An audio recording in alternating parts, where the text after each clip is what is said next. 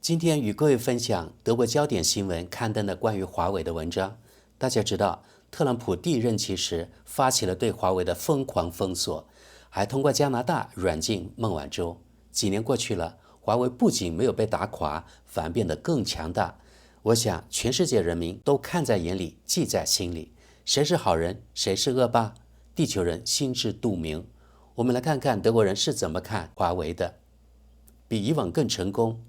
美国制裁成动力，华为如何战胜特朗普？2019年，华为成为唐纳德·特朗普关税政策最著名的受害者之一。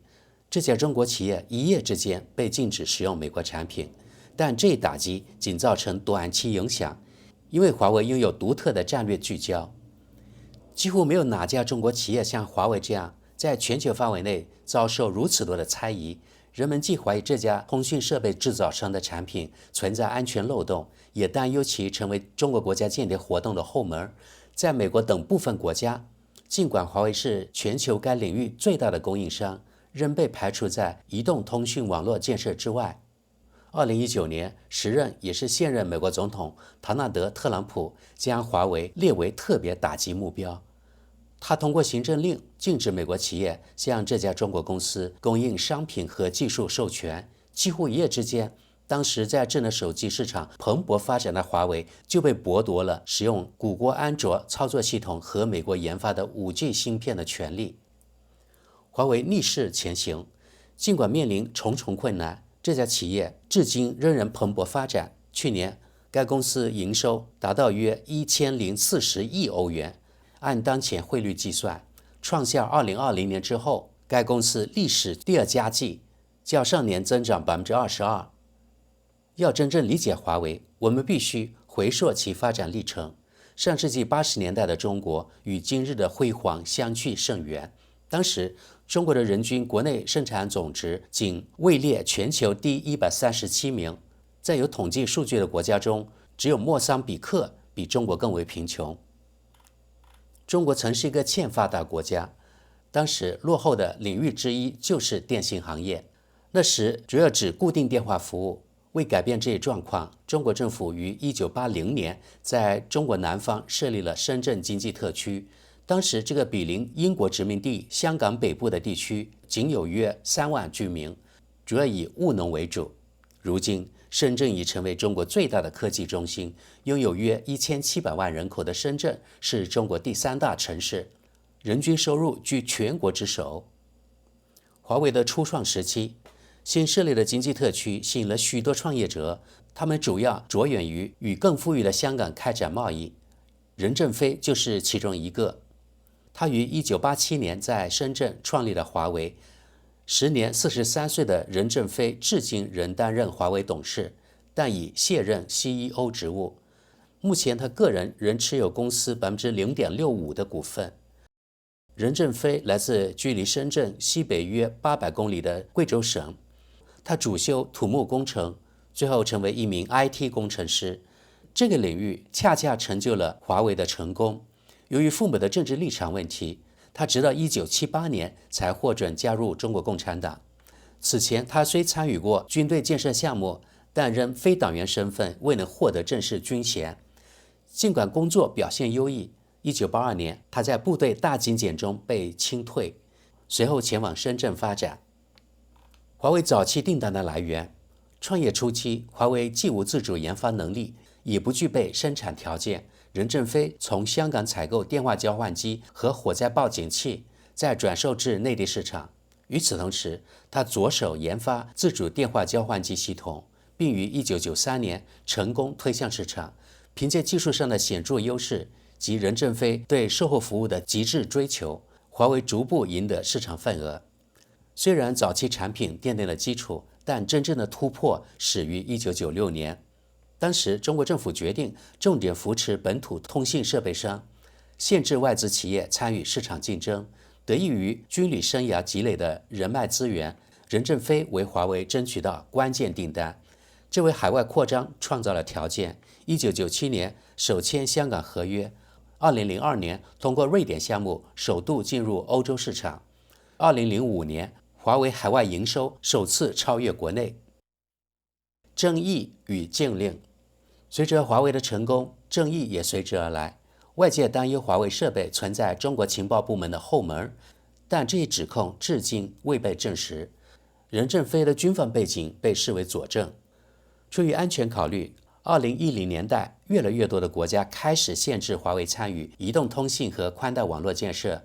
澳大利亚早在2012年就将华为排除在外，台湾于2014年跟进，新西兰则在2018年实施禁令。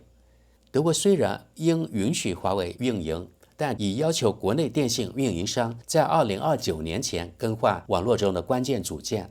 而美国自2019年起就全面禁止华为开展业务，如前文所述。自2011年起进军智能手机领域，不过上述成就仅限于华为的网络设备业务。过去15年间，华为已发展成为面向企业和个人消费者的综合科技企业。自2011年起，华为陆续推出智能手机、平板电脑、智能手表、U 盘、路由器、太阳能离变器等多元化产品。其中智能手机业务通过大规模营销投入取得显著成功。2015年，华为就已超过众多对手，跃居全球第3大手机制造商，仅次于三星和苹果。2016年，与徕卡相机达成战略合作，使其手机摄影长期保持业界领先地位。不过目前，其他厂商已逐步追平这一优势。华为为何没有倒下？正是智能手机业务在2019年引起了唐纳德·特朗普的注意，他试图通过封锁将华为挤出市场，禁止美国企业向华为提供手机芯片和软件。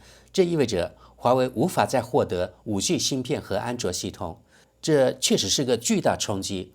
华为德国子公司企业传播副总裁 Carsten Sands 回忆道，他当时已在华为任职，美国企业曾是我们重要的供应商，而且我们当时还是安卓系统的开源合作伙伴。但华为挺过了这场危机，甚至因此变得更加强大。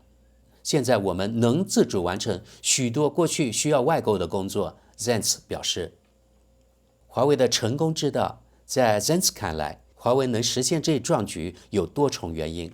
华为始终高度重视研发工作，公司20.7万名员工中，超过半数从事研发工作。近年研发投入占比超过营收的23%，作为对比，苹果公司的研发投入占比仅为7%左右。华为内部多个团队在项目中相互竞争，力争找出最佳解决方案，创新能力极强。2023年，华为成为欧洲专利申请量最高的企业。正是这种创新文化，让华为当时能够启用已研发多时的备用操作系统鸿蒙，因此公司不必从零开始，转型最终成功。2020年新冠疫情期间，华为甚至一度成为全球最大智能手机制造商，同时创下公司史上最佳年度业绩。企业文化是成功的因素，华为的抗压能力源自更深层的文化基因。Sands 认为，企业文化是重要成功因素。公司99%以上的股权由员工持有，他们投票选举董事会，再由董事会任命 CEO。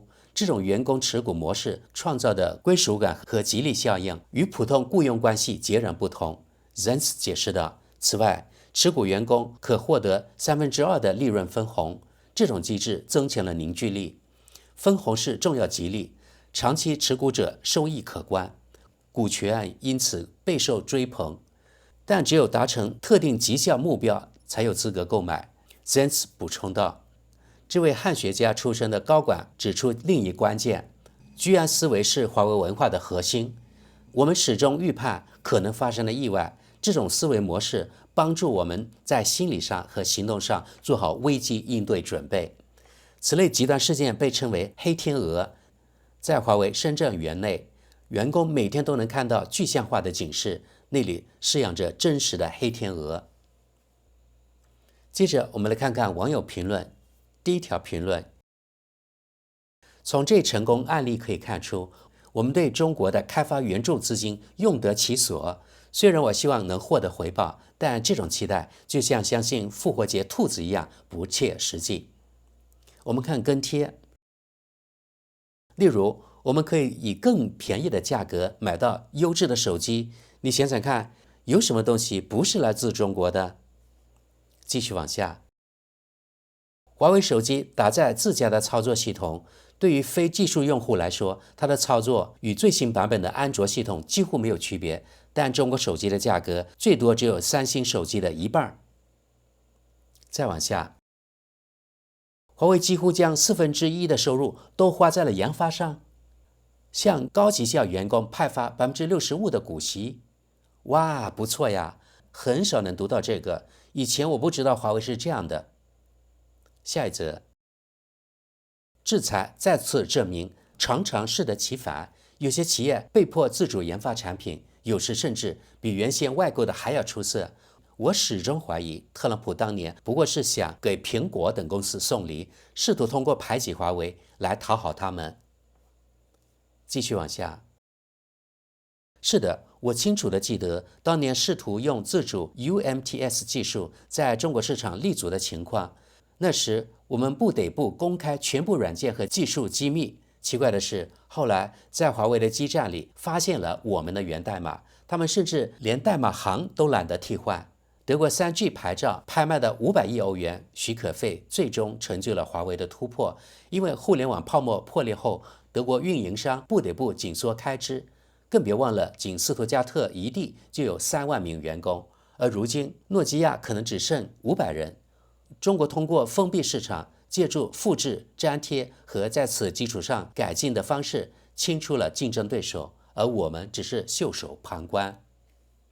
再往下，哇，这简直是在给中国人打广告做宣传呢！中国人对我们全方位的间谍活动都无所谓了是吗？关键是要再发一篇反特朗普的文章。德国呀，正在走向共产主义。我们看跟帖。美国当然不会窃听任何人，对吧？我们再看跟帖，美国人对默克尔和半个德国联邦议院就是这么搞间谍活动的，中国人从中吸取了教训。下一则，以前的华为手机质量上乘，性价比极高，而现在其高端机型售价已超过1500欧元，谁会花这么多钱买一部手机呢？再往下，这篇文章是华为广告吗？下一则，这是新广告时段吗？我们真的需要这样吗？订阅用户流失的这么严重了吗？继续往下，我曾用过带徕卡的华为 P40，那时就集成了 AI 元素，红外面部识别，夜间也能解锁手机等功能，难怪华为会被封杀，苹果根本追不上它。后来刷了个补丁版固件，用谷歌商店又撑了3年，现在换成了三星 S24 作为替代。虽然号称旗舰机型，且晚了好几年上市，但某些技术参数还不如华为 P40。再往下，华为在西方网络设备市场不再占据重要地位的原因，并非所谓的间谍嫌疑或可能存在的安全漏洞，这2点从未被证实，而是因为华为不愿为美国人预留后门。想象一下，有人建立了安全的网络系统，而美国国安局却无从监听，这当然行不通。他们期待的是像思科与美国国安局那样的合作关系，许多路由器在上市前就要在美国国安局经停。华为不愿这么做，于是华为就成了恶人，而美国和欧盟则成了好人。我们看跟帖，下面这条评论很抽象，我试着翻译啊。所以中国人肯定早已着手研发防护机制，其效果堪比防撞栏，且不再像西方个体偏好的那种防御武器般天真幼稚。这种武器研发对高度社会化、高智慧的物种而言，本就完全不相称。这类武器还必须不断注入本应作为交易媒介的货币基金，才能持续制造新武器。这种意识形态在现实中究竟有何价值？它彻底践踏和蔑视人类这一高智慧物种。在21世纪，对这种物种还有什么意义？世界上20%人口的眼界仍然仅限于眼前方寸之地，他们自然该被淘汰。下一则，华为的定价一直很高，基本和苹果一个档次，后来公司濒临破产，我猜是被中国政府救了，就像德国铁路那样，毕竟华为自始至终都和中共关系密切，在中国用还行，但在海外没有谷歌服务就不推荐了。我从中国直购过几台笔记本，那边的品牌货不到$200就能买到，用了15年还在服役，电池能用5年左右，而且所有部件都可更换。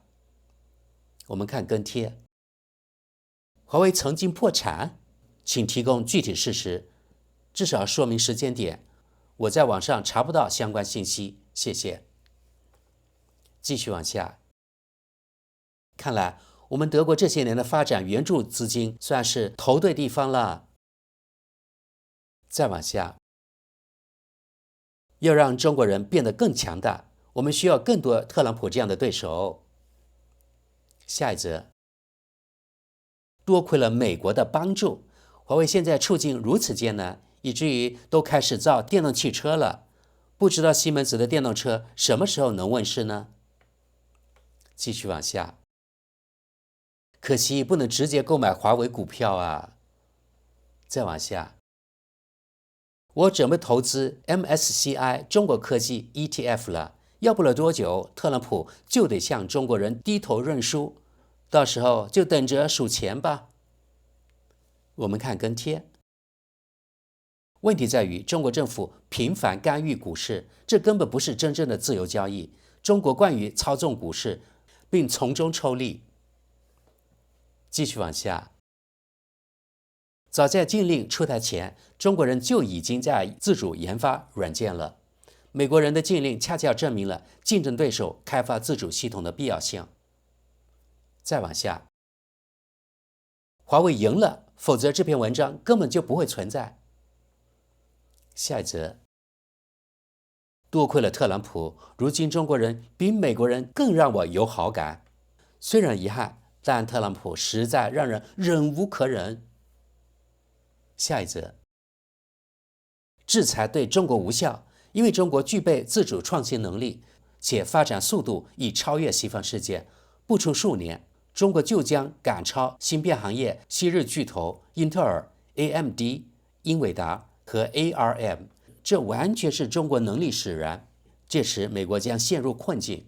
每当西方对中国实施产品禁运，中国就投入巨资和技术攻关，用国产替代填补缺口，并超越竞争对手。这一模式已在汽车、人脸识别摄像头、激光雷达、智能手机、电池技术等领域得到验证，其他产品领域也将重演这一进程。下一则，华为同样遭到了欧盟和德国的制裁。那么，在与德国与欧盟的较量中，华为究竟赢了还是输了？毕竟，在某些技术招标中，华为确实被排除在外。跟贴，华为在网络技术领域遥遥领先，欧盟和德国被远远甩在后面，所以华为及其用户赢了。我们继续看跟贴，这给德国带来了损失。所谓间谍指控，至今仍未找到任何证据，不过是美国强加给盟友的借口。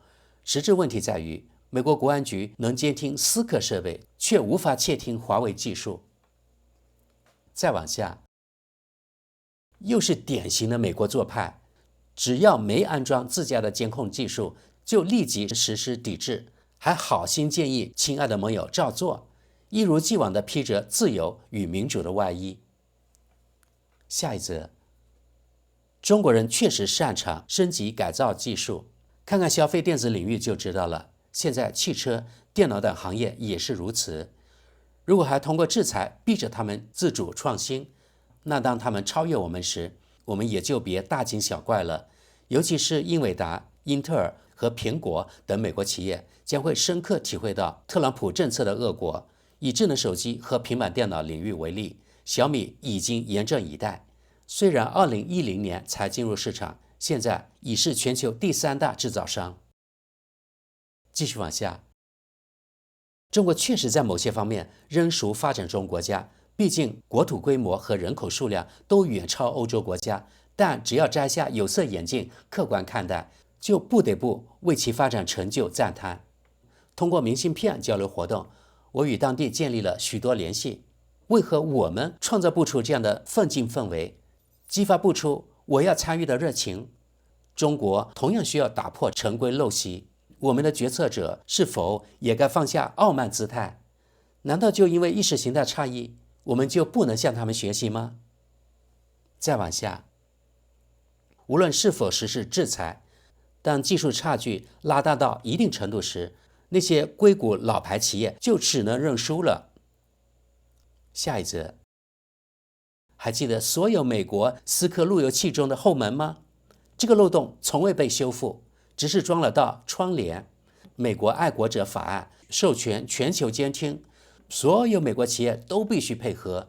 如此看来，封杀华为难道只是个幌子，为的是继续推销思科产品？这记封锁之枪最终反噬了美国。特朗普最新加征的关税同样如此。最后一条评论，如今华为已远超美国科技企业，假以时日，连谷歌在智能手机操作系统领域的霸主地位也将不保。好，朋友们，我们借这位网友的吉言，看看某天华为鸿蒙系统是否会打败谷歌的安卓系统，还是今后3套系统并存，让我们拭目以待。